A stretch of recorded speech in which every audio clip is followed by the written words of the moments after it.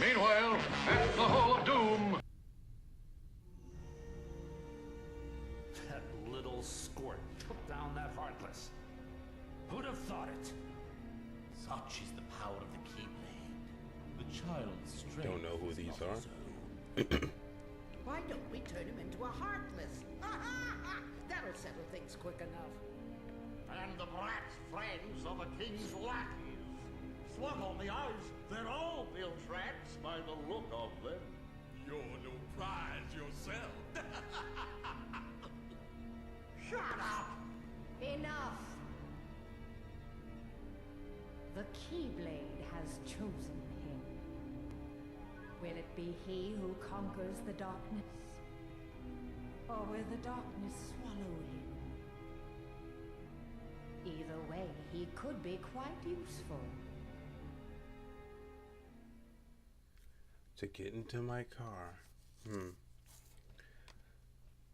Alright, well, now our true adventure really begins. And actually, what is it, like an hour of tutorials? We're actually able to move along.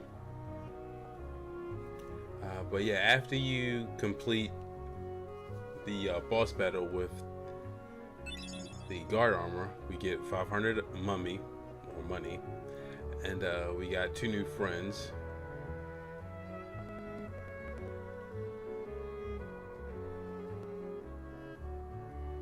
Well, thank you. Yes, at the entrance of every world, just as it shows here, we are allow access now to the gummy ship. The gummy ship takes us to new levels, and we can also save from the gummy ship menu.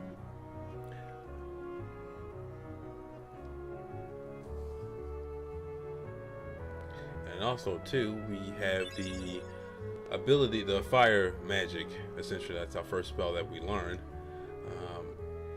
My personal opinion on magic in the game, as far as the liable option for attacking, it's kind of secondary as opposed to, you know, the actual attacking.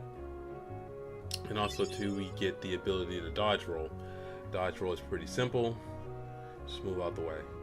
I mean, I don't understand though why it's like, I understand it's an ability. Just that, why does it cost anything to just avoid, you know, taking damage? Unlike most things, like counterattack. And I forgot Jimmy the Cricket was still with us, but he'll be logging on stuff. Now, at this point, you can go and move on to the next world. But me personally, and for the sake of the Let's Play, just to save time, there's still a few more things that we have to do in Traveler's Town before we move on to the next world. Just like right in here, these postcards. There's still a few more that we have to get. I believe there's 10 total. I'm not sure how many I have right now at this moment. Now that Donald and Goofy are with us, we are now, you know, we have access to these Trinity markers. Now, right now, since we just now started out, and I guess they haven't built trust toward one another, we can only get the blue ones at this point. There are a ton of different color Trinity marks. Trinity marks are only triggered by events in the game. You know, you get red ones, right? You know, once you get to a particular point in the game, and you know, I think there's a green one here in the accessory house. Yeah, it's right. Actually, it's right down there. I'm gonna save it real quick. But before I save it, I actually do want to just show off the journal. Pretty much the journal here, it shows all the Trinity marks that are in all the worlds. I think later on it shows how many Dalmatians we have, or how many Dalmatians that we need. Also too, you can access the Anson reports that we need to retrieve throughout the game also. But yeah, right here, right now, it's just pretty much me attempting to change the attack patterns of Donald and Goofy, not having them waste my HP and MP items that I have on stock. Their own personal magic or their own moves they can kind of use whenever needed, but I hold that those items, especially the ones that we have in stock, kind of the heart. But to make it less crazy, I would just say just kind of set them all to, you know, either constant or frequent as far as attacks go, and then the HP and MP items only use when they need to. That's my, you know, same option as for magic. We only have fire at this point, so but as you can see, I have a slap shot. I may in the future, well, and Goofy has rocket. Donald doesn't get any right now because he doesn't have any. Rocket is pretty much like a long distance attack for Goofy. And also too, because this is Final Mix, and I guess they wanted to make it more challenging, they now have this item called EX0, which you don't gain any experience from defeating any of the Heartless. If you want a challenge, I would say equip it. You don't really get anything extra out of doing it, just kind of just bragging rights.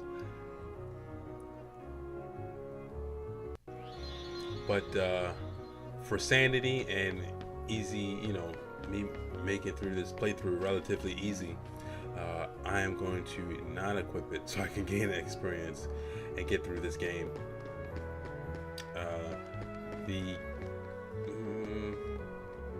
Oh, well, yeah, here's one now. Here's a blue trinity now, because we can only access blue ones. Step on them, they do different things. This particular one gives us access to the second story or balcony here, so we can get another postcard. I'm not sure how I get out of here. Oh, thank you, Scoopy. It just jumped, but we need another postcard, so we got that. That particular area will be important later because we need another spell in order to gain access to something else in that area. Oh, okay, I got it. Yeah, so there's still a couple things you can access in Traveler's Town. Since we're here now, I'll make my way there now. Now, when we make our second trip back to Traveler's Town, actually, that can, I'm not gonna say well, it's definitely not my last trip back to Traveler's Town, but the second trip back, you know, we get more things and such.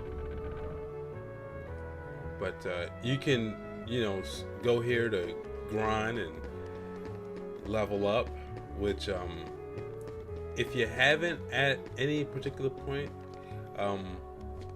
before you got Donald and Goofy, I would say you might want to, you know, maybe take about 10 or 15 minutes to do so, just so, you know, if you're not at the next level, you're at least approaching the next level before we head to the next town. But another thing I was going to say is here in District 3,